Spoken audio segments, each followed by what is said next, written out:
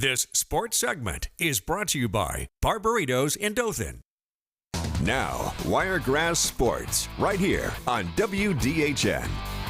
Rumors, that is the word that we're talking about. And no, it's not the album from Fleetwood Mac. Instead, it's about Kalen Deboer, rumored to be a top candidate for the open Michigan job as the head coach. Now, here's what you might be thinking. Joseph, the head coach of Kalen Deboer, he sent out a statement just yesterday saying, no, he's not going to Michigan. He's happy there in Tuscaloosa. Well, I would beg to differ in the aspect of he still could go. Because if you look back at history, a lot of head coaches say a lot of things before they take another job. It was Tommy Tuberville, before he was Senator Tommy Tuberville, he was head coach at Ole Miss. He said, you're going to have to take me out of Ole Miss in a pine box before I leave that school. 2 days later, he was on a plane to Auburn to be their next head coach. Even Nick Saban, remember what he said as a Miami Dolphin head coach at the podium? I am not leaving to take the Alabama job. It was 3 days later, he was on a plane to Tuscaloosa. So yes, I understand Deboer mentioned he's not interested in the head coaching job.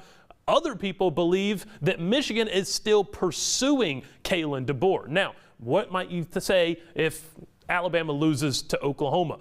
Now, does Deboer feel like it's too hot in the chair as head coach at Alabama and move on to Michigan? I would say that's still a possibility. I'd also point to Alabama fans and say, you got to quit calling for this guy's job every single time something goes wrong. Things are going to go wrong now. It's the NIL era. Things are different in college football, and Deboer is a good coach.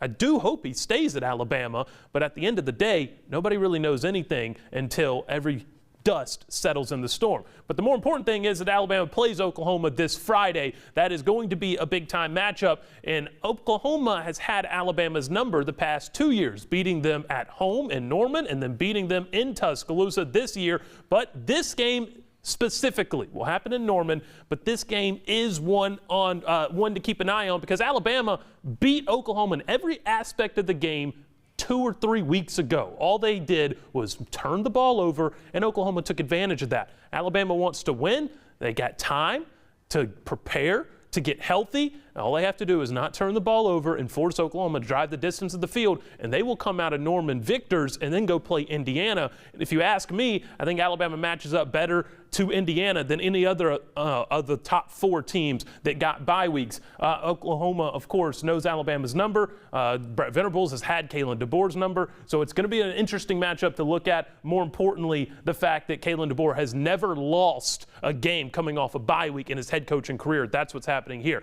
As far as other news around sports, former Alabama head coach Nick Saban is expanding his sports reach. The legendary coach has purchased a minority stake in the NHL's Nashville Predators. The Predators chairman announced today the purchase by Saban and his business partner. The purchase was made through Dream Sports Ventures. Saban also helps operate Dream Motor Group that features 10 car dealerships, including 2 in Nashville.